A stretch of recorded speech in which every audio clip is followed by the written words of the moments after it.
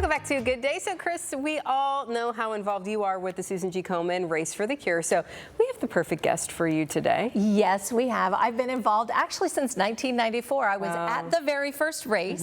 I was not involved with the race that year, but I did go. It was at Franklin Park Mall.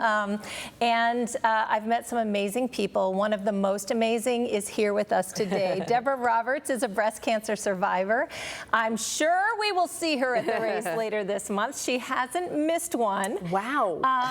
And Deb, I mean, you know how much I just love and adore you, but I also admire you so much because you have just so willingly shared your story. Why was it so important for you to share your story of breast cancer with others? Well, if I could help another lady get through what I went through, because it's very hard, they feel lost.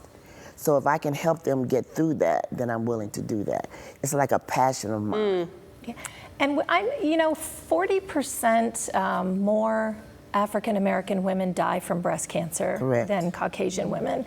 And you have been really focused on that population of people too. So tell me why that's important and some of the things that you've done to bring them into the fold and get that information. I've been trying to teach them to be proactive in their health care, letting them know there are benefits out there for them, places where they can go and get treatment if they don't have insurance. And I think fear takes over.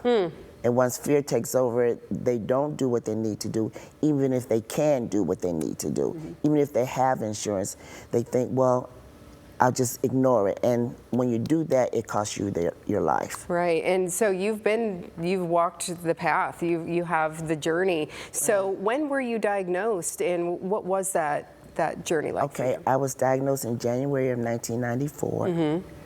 And I had to go through chemotherapy and radiation. I had 12 treatments of chemotherapy, 4 weeks of radiation. So it took a toll on my body because I have heart disease as well. So I had that first. So then I had the breast cancer. So it was a hard journey, but I made it. Yeah. By the grace of God and my family and my doctors, I made it. I'm still here. She's here to tell the story. Yeah, chemo can be really debilitating on your heart in some cases, and especially if you start off with a disadvantage like you did. But Deb, how old were your kids when you were diagnosed? They were young. Yeah, they were young. Julie's, I think she was about 9.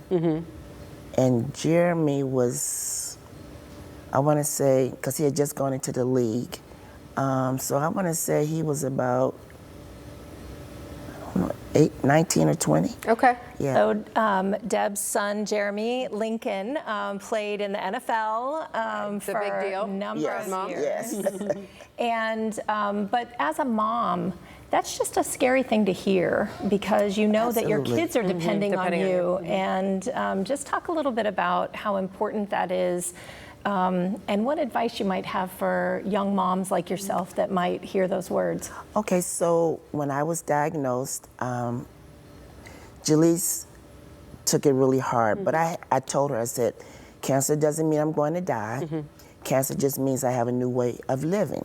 So we're going to change the way we live and focus on that. So don't focus on how long, focus on how well, and then the long will come. That mindset, just shifting a little bit, but being positive. Correct. At the same time. And now, so your kids, fast forward how many years later, are they involved? Are you helping to advocate for them? And yes, I encouraged, especially Jalise, but I will say men get breast cancer as well.